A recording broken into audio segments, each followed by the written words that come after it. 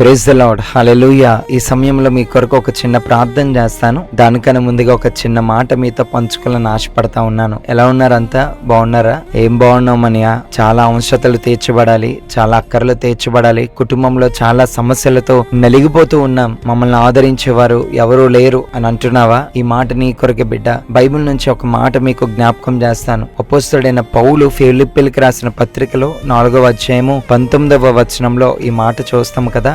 కాగా దేవుడు తన ఐశ్వర్యము చొప్పున క్రీస్తు యేసు నందు మహిమలో మీ ప్రతి అవసరమును తీర్చును. నిజమే ప్రియమైన దేవుని బిడ్డ, ఈరోజు మనం ఆరాధిస్తున్న దేవుడు ఐశ్వర్యవంతుడు. ఈ లోకంలో చాలా మంది ఐశ్వర్యవంతులు ఉన్నారు, ధనవంతులు ఉన్నారు, పేరు ప్రఖ్యాతులు సంపాదించుకున్న వారు చాలా మంది కనబడతా ఉంటారు. అయితే వారికున్న ధనము, వారికున్న ఆస్తి పాస్తులన్నీ కూడా వారి యొక్క లగ్జరీస్ కొరకు, వారి యొక్క కుటుంబ అవసరతలను తీర్చుకుంటూ వారు జీవనాన్ని గడుపుతూ ఉంటారు. అయితే మన దేవుడు ఎలాంటి ఐశ్వర్యవంతుడు అంటే, తనకున్న ఐశ్వర్యం అంతా నీకివ్వాలి, తనకున్న సంపద అంతా నీకిచ్చి నిన్ను గణపరిచి నీ అక్కర్లన్నీ తీర్చి నిన్ను నెమ్మదితో ఉంచాలని ప్రభు ఆశపడతా ఉన్నాడు. మన దేవుడు ఐశ్వర్యవంతుడు. ఈరోజు బిడ్డ, నీ అవసరత ఏమై ఉన్నది? ప్రభుని అడుగు, ప్రభుని ఆశ్రయించు.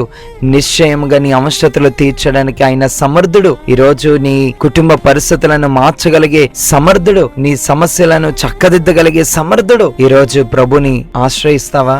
ఆయన మీద ఆధారపడతావా? ఆయనకు మొర్రపెట్టి ఆయనకు ప్రార్థన చేసి విసుగ చెందక, దేవా నా అవసరత తీర్చయ్యా, నా అక్కర తీర్చయ్యా, ఈ సమస్యలను తట్టుకోలేకపోతున్నానయ్యా అని ప్రభు పాదాలు నువ్వు పట్టుకోగలిగితే క్రీస్తు యేసు మహిమైశ్వర్యములో నీ ప్రతి అవసరత నా ప్రభు తీర్చునుగాక.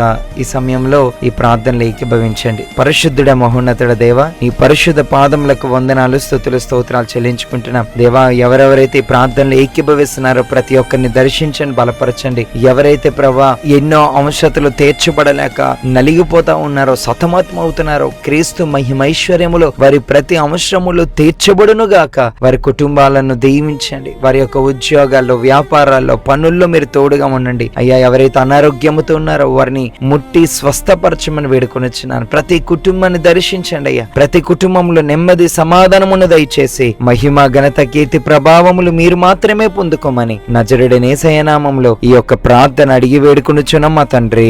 ఆమేన్. Praise the Lord. God bless you.